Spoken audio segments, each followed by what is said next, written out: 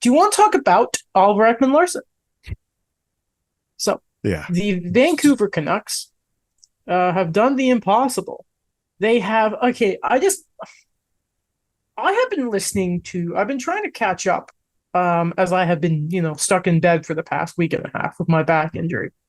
I have been stuck and trying to catch up on hockey news before the draft. And I was listening to 32 Thoughts, and I'm getting the vibe for some reason the Vancouver Canucks are going to try and compete next year. Yeah. So when they first acquired Oliver Ekman-Larsson, they got rid of the short-term pain of the contracts of Roussel, Eriksson. Do not tell me. I will guess the third one. Roussel, Eriksson. Okay, never mind. Who's Do you the want me, third one do you want again? me, do you want me to go through the entire trade? His last name is also a Yes. dog. It's a dog? Yeah. Oh, Jay Beagle. Yeah. But do you want Yes, to go through go- the you want to go through the Go entire through trade this, because because it's I have not a reason great. I'm saying this. Please read us the trade, Alex. So the July 23rd, 2021. It hasn't even 2 been years ago. 2 years. That's insane. The Vancouver Canucks acquire Oliver Ekman-Larsson and Mhm. Connor Garland, who Yeah. may or may not also be traded. Who's been on the block for like 2 years. Since he got there. Yeah. Yeah. In return, the Arizona by the way, OEL 990,000 retained, 12%.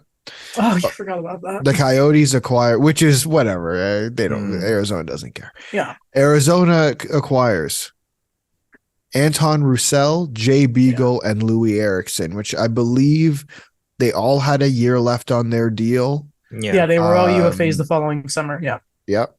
Keep that Or in maybe mind. I think maybe Louis Eriksson had 2 years. No, I think they were maybe all not. at the same. They were all at the same. Either way, Anyway. a 2021 first round pick, which was 9th overall, who they selected Dylan Gunther with, who sounds like he's pretty good. He's been pretty good, yeah. Before that, Daniel, Mr. World Juniors, who scored the gold medal winning game at this year's World Juniors again? Was it a Dylan Gunther? I believe it was Dylan Yes, it Gunther. was. Continue, Alex. Yeah. A 2022 second round pick, who is Hunter Height.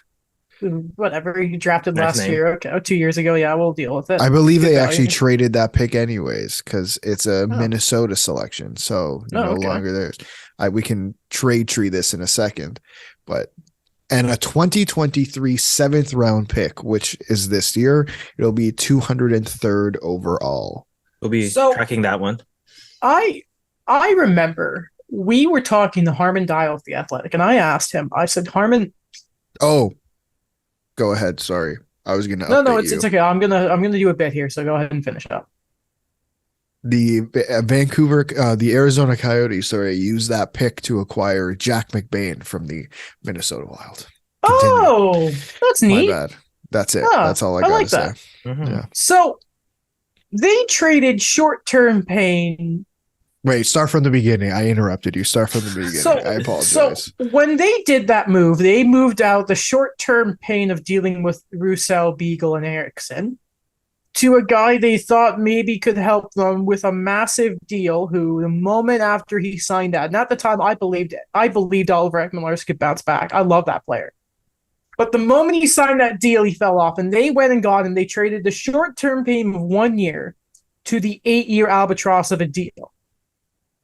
I love the fact that they gave up that much and he would only go there or Boston, remember? Yeah. So they had oh my God. So they do that, right? They gave up the short-term pain for long-term pain, right? And then we fast forward to a few days ago when they buy out this contract. And gentlemen, is it not just the funniest thing I've ever seen? This buyout goes until 2031. 2030. Like, how weird is it to just think of the 30s, the 2030s? That's where we are right now. I will be 30 years old, 31. I will be crazy. turning 32 a couple months after that. That is stupid. So the cap hit this season for the Canucks. We'll get to the Coyotes in a second here. The Canucks will have a cap hit of this buyout, only $146,000 today. 2.3 next season, 4.72 seasons after that. Then the last 4 years will be $2.1 million. It's an 8 year.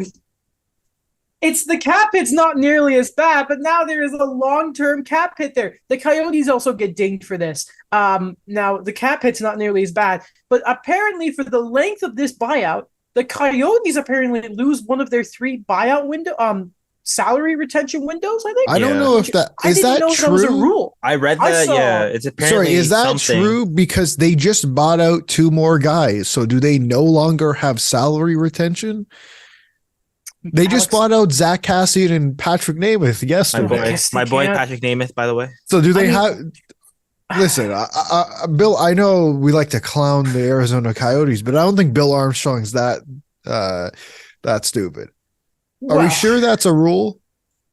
Whatever. Besides, let's put in perspective how long this is one more time. I can't even see the end of it on Cap Friendly. Yeah, 2031. 2031. It is June 21st, 2023 right now. Hold on. I saw this tweet from Thomas Drance I need to mention because I thought it was really, really funny. And it just kind of puts into perspective how nuts these guys are. First off, the $19.33 million cost of the OEL buyout, again from Thomas Drance, is the largest ordinary course buyout in the NHL's history. The 4 larger buyouts are the compliance ones of DiPietro, Brad Richards, Ilya Brizgalov, and Vincent Lecavalier, which that's really funny. Another one from Thomas Drance. Ever since Roberto Luongo retired, the Canucks have had a big piece of dead cap space on their books, and now assured through the balance of this decade. From 2019 to 2031. 2019 to 2022 was Roberto Luongo. 2022 to 2023 were, do you remember, Jake Virtanen and Braden Holtby. And 2023 to 2031 is Oliver Ekman-Larsson. Which brings me to the point, again, of Elliot Friedman and Jeff Merrick talking about the Canucks believe that they can compete. So for the second straight year, they fire their coach, go on a hot run that maybe is giving the team the wrong impression, even though they didn't believe what they had with Bruce Boudreau, but now under Tocchet, they ruined their lottery odds, and now they may go with... Because Brock Besser is still a Canuck. Garland is still a Canuck. Horvat's gone. Remember that. And they buy out Oliver Ekman-Larsson. Yeah. So I don't know if they can move Tyler Myers now. No. Well, I saw earlier. Sorry, I saw earlier that sounds like Besser and Myers might be off the market. So,